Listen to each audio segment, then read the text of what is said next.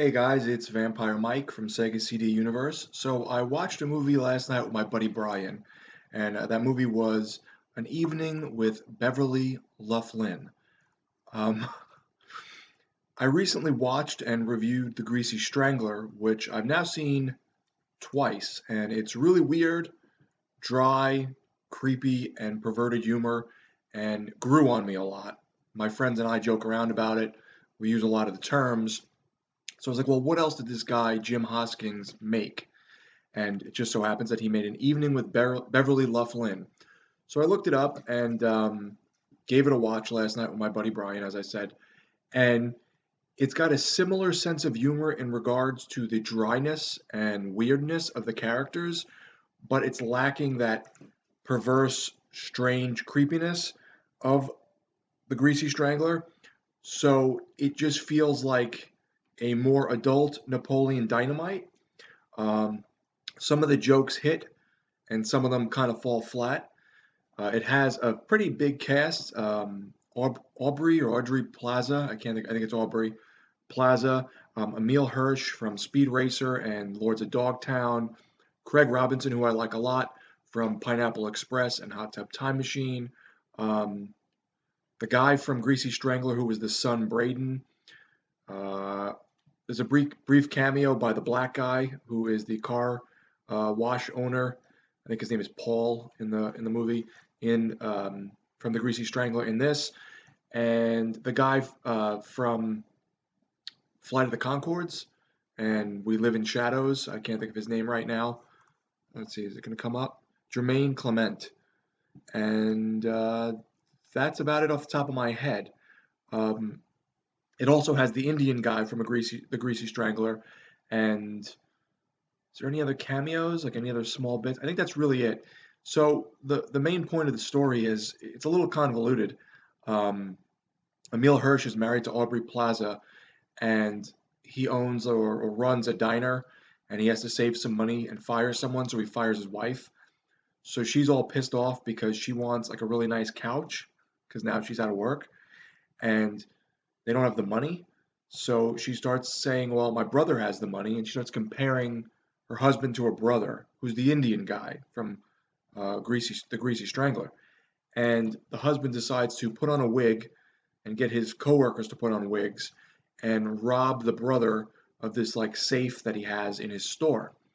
So they go there and he realizes it's them and they rob him.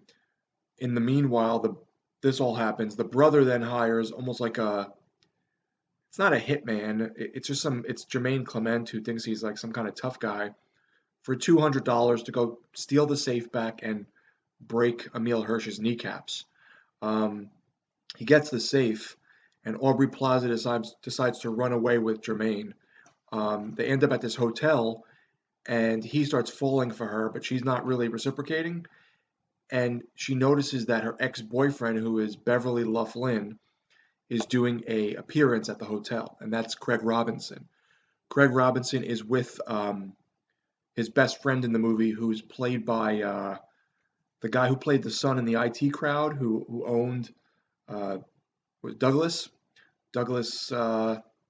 Renham in that show, and they're sort of this quirky duo. They're going to put on some kind of show. You don't know what the show is, and then they keep delaying the show throughout the movie because they don't want to interact with Aubrey Plaza because Craig Robinson knows that she's going to try and talk to him and like I guess get him back. Her old, because he's her old boyfriend and she's still in love with him, and it just becomes this sort of strange dynamic between Aubrey Plaza, Jermaine Clement, and then Craig Robinson's character. Eventually, Craig Robinson does play his show, which was completely unlike what I thought it was going to be. It was pretty silly and disappointing. Um, the characters can be funny. I think the characters that made me laugh the most were probably the Indian guy from The Greasy Strangler. I think he had a couple funny one-liners, and probably Craig Robinson or his buddy, the sidekick from IT Crowd. Um, Craig Robinson, throughout the film, gets nervous, and instead of speaking, he just grunts. So for about three quarters or more of the movie, he just goes throughout. He doesn't speak. So that was kind of funny initially, maybe for the first 5 minutes, but by the time the movie is nearing the end and he's still just grunting, it sort of ran its course. The movie's not as funny, not as interesting, or weird, or creepy, or anything like that as The Greasy Strangler. It was definitely a step back. As I said, it feels sort of like a more adult Napoleon Dynamite, but there's really not much in terms. There's some cursing. There was one sex scene I remember where this heavyset guy has sex with this heavyset girl, and you don't really see anything. You just see them moving around back and forth, and like their fat moving up and down. But you don't see any real like nudity. And that's about it. Everyone's really quirky. Everyone's really weird. There is again the repetition with the jokes, just like The Greasy Strangler. I would give the movie like a 5 out of 10. I think it's a funny little quirky film. If it was like $2 in a bargain bin and you like that dry Napoleon Dynamite Greasy Strangler type of humor, I would say check it out. But it's like $15 to $20 everywhere on Blu-ray, and that's really not worth it. Um, it's okay at best. My friend Brian thought the exact same thing I did. The Greasy Strangler, I would say, has rewatch potential, especially for the weirdness and to show people and them to be like, what the hell am I watching? Beverly Luff Linn just drags, and by the end, it could have probably been 30, 40 minutes shorter, and you wouldn't have missed it. You wouldn't have missed much. They really like stretched it out. So it was okay. The weird part was a lot of these actors are known for their humor, and the humor was so dry and sparse and weird that I almost wonder like how that fit in with them and their personalities because it just seemed different than what they normally do. You know, Craig Robinson is normally a little more over the top, and Aubrey Plaza, Emil Hirsch, I haven't really seen do much in terms of comedy. The guy Douglas from IT Crowd is usually over the top and loud.